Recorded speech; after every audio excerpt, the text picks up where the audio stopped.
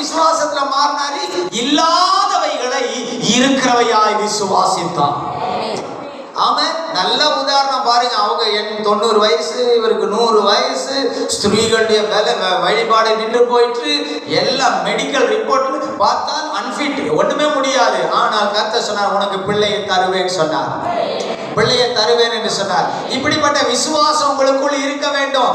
இந்த சீசன்ல எவ்வளோ ஆண்டவரே பலி கொடுத்துட்டேன், நீங்க சொன்னதெல்லாம் செஞ்சுட்டேன், என் வீட்டை விட்டுட்டு வந்தேன், என் குடும்பத்தை விட்டேன், எங்க சாங்கியங்களை விட்டேன், என்னுடைய பாரம்பரியம் எல்லாத்தையும் விட்டேன் ஆண்டவரே. இது வரல நீங்க ஒரு குழந்தை கொடுக்கல, இதுக்கப்புறம் நான் ஏன் நம்பணும் அப்படின்னு நிறைய பேர் அங்கேயே நின்று விடுகிறார்கள். ஆனால் முரட்டு விசுவாசம் என்ன தெரியுமா? அவர் ஒன்று சொல்லிட்டார்ல, அது எத்தனை வருடங்கள் கடந்து போனாலும் அதை நான் காணாமல் அவர் என் ஜீவனை எடுக்க மாட்டார், அதை நான் சுகந்தரிப்பேன் என்று சொல்லி அந்த விசுவாசத்தில் நடக்க ஆரம்பித்தான். பாருங்கள், இன்னைக்கு ஏன் நம்ம ஆபிரகாமுடைய விசுவாசம் அப்படி பேசுறோம்? அவ்வளோ பிரயாணங்கள் அவன் நின்றான் பாருங்க.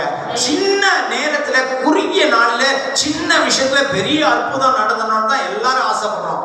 ஆனா உங்களுக்கும் எனக்கும் உங்களுக்கும் இயேசுவுக்கும் இருக்கிற ஒரு டீல் என்னன்னா, அந்த சொல்வார், இந்த மகளை நான் ஃபெய்த்ல நான் உருவாக்குறேன், விசுவாசத்துல நான் உருவாக்குறேன். அப்போ விசுவாசம் உள்ள மகள் என்று பலிபிடத்தை எனக்கு மகிமையா சாட்சி சொல்லணும், மைக்க பிடிச்சு பேசி ஆயிரங்களுக்கு ஒரு சாட்சியை நிறுத்தம்னா இவங்க நிறைய காயங்கள், நிறைய கண்ணீர்கள், நிறைய துன்பங்கள், நிறைய பள்ளத்தாக்கள்ல போயிருப்பாங்க.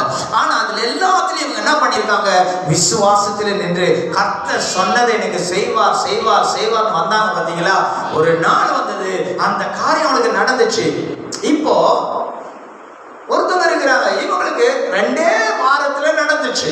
இப்ப இந்த 2 சாட்சியில எந்த சாட்சி ரொம்ப சுவாரஸ்யமா இருக்கும் சொல்லுங்க பார்க்கலாம். யாருடைய சாட்சி ஜனங்களை கவரும்? 2 வாரத்துல நடந்ததா, பல மாதங்களாய் வருடங்களாய் காத்திருந்து நடந்ததா? இதுதான் தேவ பிள்ளைகள்.